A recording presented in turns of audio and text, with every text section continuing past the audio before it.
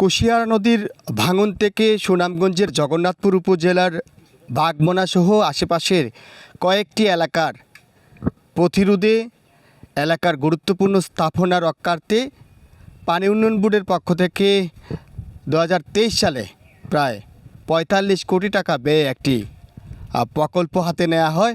এই প্রকল্পটি 3 ধাপে আসলে এই এলাকায় বাস্তবায়ন হয়েছে, যার মেয়াদ 2025 সালে আসলে এই মেয়াদটি অতিক্রান্ত হয়। 1 বছর পার হওয়ার পরও এখনও পর্যন্ত এর কাজ অগ্রগতি বলা যায় যে অর্ধেকও হয়নি। স্থানীয়রা প্রতিবাদ করছেন দীর্ঘদিন যাবৎ। আমি এখন এই মুহূর্তে যেই জায়গাটিতে আছি এটি হচ্ছে প্রকল্প এরিয়া। দেখতে পাচ্ছেন যে জিও ব্যাগ বস্তাভর্তি আসলে এখানে ফেলে রাখা হয়েছে মাসের পর মাস, বছর পেরিয়ে যাচ্ছে, কিন্তু এটি যেই ভাঙন এলাকায় সেটি নেওয়া হবে বা সেই জায়গাতে সেট করা হবে, এখনও পর্যন্ত এই জায়গাতে কোনো দৃশ্যমান অগ্রগতি দেখা যাচ্ছে না। পাশাপাশি ব্লকের কাজও এখানে ধীরগতি। এক কথায় প্রায় 1 বছর যাবৎ এই কাজটি ডিমে তালে কিছুটা জায়গাতে কাজ হলেও এখন সম্প্রতি এই এলাকার এই কাজগুলো বন্ধ রয়েছে এবং স্থানীয়দের অভিযোগ হচ্ছে এই বস্তা এবং ব্লক পার্শ্ববর্তী যে এলাকাগুলো প্রভাবশালীদের কবজায় রয়েছে বা যেসব এলাকায় প্রভাবশালীদের ছত্রছায়া রয়েছে, এই প্রকল্প এলাকায় ব্যবহার না করে অন্য এলাকায় ব্যবহার করা হচ্ছে।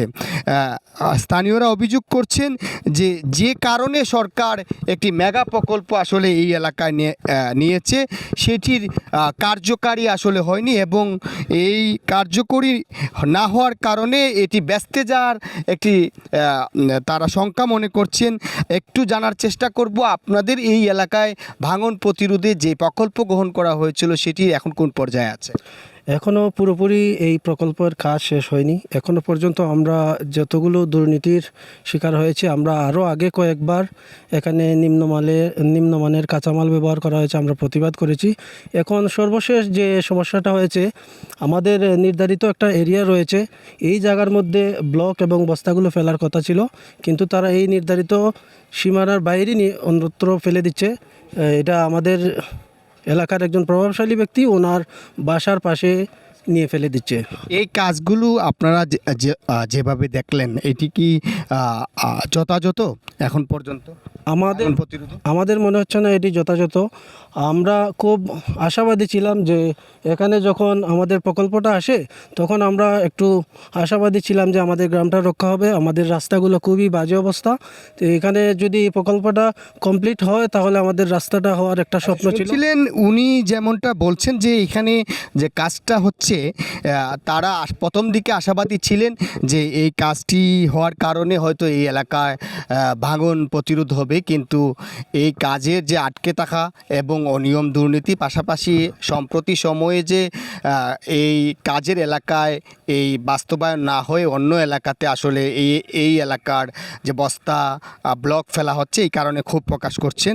আমি যদি একটু জানার চেষ্টা করি যে এখানে দেখতে পাচ্ছেন যে এই পাশটাতে অনেক বস্তা আসলে নষ্ট হচ্ছে এবং সম্প্রতি সময়ে আপনাদের এই এলাকাতে প্রায় নতুন করে একটি সমস্যা ভাঙন সৃষ্টি বিভিন্ন জায়গাতে হচ্ছে, গ্রামগুলো চলে যাচ্ছে।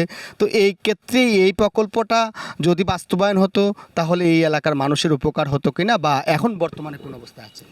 জি, এখন বর্তমানে যে আমরা যে পরিস্থিতির ভিতরে আছি, যে এই যে এখানের যে ঠিকাদার যিনি ছিলেন উনি 50% বস্তা কাউন্ট করেছেন, মাত্র প্যাকেটিং করেছেন, এবং আমাদের জানা মতে 50% এখন উনি প্যাকেটিং করেন নাই, যে কারণে কাজটা সম্পূর্ণ হয় নাই, যে কারণে এই এলাকার যে নদী ভাঙন প্রতিরোধের যে ব্যবস্থা নেওয়া হয়েছিল এটা 50% হয়েছে এবং 50% হয় নাই। এতে আমরা এলাকাবাসী ঝুঁকিতে রয়ে গেলাম আর কি। আচ্ছা, শুনলেন যে এইখানে দেখতে পাচ্ছেন, এতক্ষণ আপনাদেরকেও আমি দেখানোর চেষ্টা করছিলাম যে এই যে কুশিয়ারা নদীর ভাঙন থেকে যে ডান তীর বলা হয়, অনেকগুলো গ্রাম, অনেক গুরুত্বপূর্ণ স্থাপনা, সড়ক, কবরস্থান, মসজিদ এবং যেই কমিউনিটি ক্লিনিক সহ এইসব স্থাপনা রক্ষার্থে সরকার প্রায় 44 কোটি টাকার চেয়েও বেশি, প্রায় 45 কোটি টাকা বরাদ্দ দেওয়ার পরেও প্রায় 1 বছর পেরিয়ে গেছে মেয়াদকালের, এখনও পর্যন্ত কাজ আসলে শেষ হয়নি এবং ঠিকাদারি প্রতিষ্ঠান বলা যায় যে লাপাত্তা। তারা 5 তারিখের পর থেকে এই এলাকার কাজের তদারকি করতেছে না, অর্থাৎ সরকারের পট পরিবর্তনের পর থেকেই তারা গা টাকা দিয়েছে এবং এই এলাকায় যত্রতত্র কাজ হওয়ার কারণে আশঙ্কা তৈরি হয়েছে সরকার যে মেগা প্রকল্প দিয়েছিল, যে কারণে আসলে বাস্তবায়নের জন্য এখানে রেখেছিল প্রকল্পটি, সেটি আদৌ এই এলাকার মানুষ উপকার পায়নি। শঙ্কা করা হচ্ছে এটি কাজ ব্যস্তে যার। তো জানাচ্ছিলাম সুনামগঞ্জের রানীগঞ্জ বাগময়না এলাকা থেকে সর্বশেষ।